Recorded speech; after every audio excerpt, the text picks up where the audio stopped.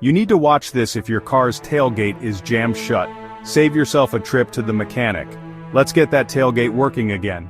First, check if your car's tailgate lock is stuck. Try unlocking and locking it with both your key and the button inside your car. Sometimes a simple lock reset does the trick. Next, inspect the area around the tailgate handle. Is there any dirt, debris, or ice blocking it? Wipe it clean and try again. If it's still stuck, gently press on the tailgate while pulling the handle.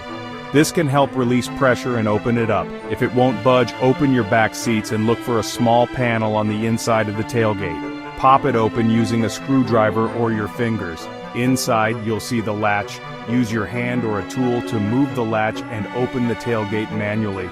If none of these steps work, your latch may need lubricant or could be broken. Spray a little WD-40 on the latch if possible and try again. If it still won't open, it's time to call a mechanic. Remember, fixing a stuck tailgate is often easier than you think. Good luck.